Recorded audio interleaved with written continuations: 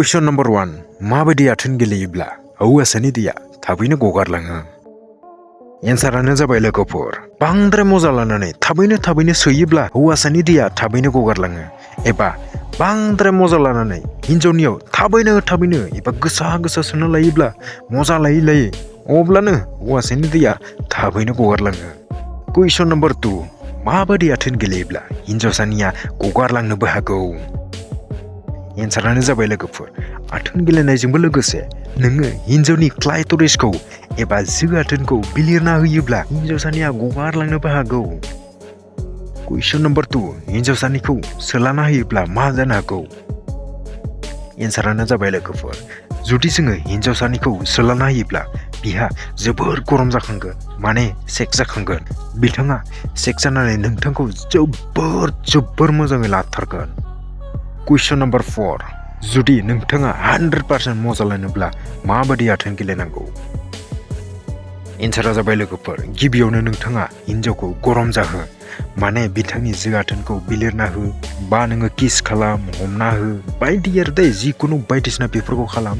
लोगोसे हायोब्ला जो आथोनखौबो सोलाना होनो हागौ। अब्लानो हिन्जावा नोंथाङा गरम जागोन, गरम जानायनि उनाव नोंथाङा आथोनखौ गेले, इन्टारकर्स खालाम, माने सोना होब्लानो जाबाय। अब्लानो नोंथाङा 100% मजा लानो हाथारगोन। Question number 6. हिन्जावफोरखौ गोजोन होनो थाखाय बेसेबां गोबाव सम आथोन गेलेनो नांगौ? एन्सारानो जाबाय लोगोफोर, जुदि हिन्जावफोरखौ गोजोन होनोब्ला नोंथाङा जेबो समाय नाङा, नांगौब्ला मात्र बिथांखौ गरम जाहोनांगौ। जुदि बिथाङा गरम जाबाय अब्ला नोंथाङा आथोन गेलेब्लानो बिथाङा 100% गोजोनगोन, एबा हिन्जावा 100% गोजोनगोन। नाथाय हिन्जावखौ बोरै गरम जाहोनो? बेनि थाखाय नोंथाङा नैबे Question number 7 खौ नाय। हिन्जावफोरखौ बोरै गरम जाहोनो हायो? एन्सारानो जाबाय लोगोफोर, हिन्जावफोरखौ गरम जाहोनो थाखाय नोंथाङा गिबियावनो किस खालामनाय, लिप किस खालामनाय, बायदिसिना हमला हमसि खालामनाय, जाहोनाय, बा नोंथाङाबो जानाय, सोलानाय बेफोरखौ खालामनो नांगौ। बेनिफ्राय आथोन गेलेबाय थानाय गेजेर नोंथाङा बिथांनिखौ बिलिरना होबाय थानांगौ, जायखौ बुङो क्लाइटरिस। आं गिबियावबो भिडिअ बानायखादों। बे क्लाइटरिसखौ नोंथाङा बिलिरना होबाय थायोब्ला अब्लानो हिन्जावा गरम जागोन। बुजि मोनबाय जानो हागौ नोंथांमोना हिन्जावखौ माबोरै गरम खालामो। Question number 7. गोबाव सम माबोरै आथोन गेलेनो हायो? गोबाव सम आथोन गेलेनो थाखाय नोंथाङा गेजेर सोलानाय, बिलिरनाय बेफोरखौ खालामनो नांगोन। माने खेबसेयावनो नोंथाङा आथोनखौ सोनायनि उनाव गेलेबाय नारबाय थायोब्ला बेजों नोंथाङा गोबाव सम आथोन गेलेनो हानाय नङा। बेनिखायनो नोंथाङा गेजेर आथोनखौ दिहुननानै बायदिसिना किस खालामनाय, हमनाय, सोलानाय बायदिफोरखौ खालामनो नांगोन। लोगोसे नोंथाङा किगेल एक्सारसाइसफोरखौ खालामबाय था।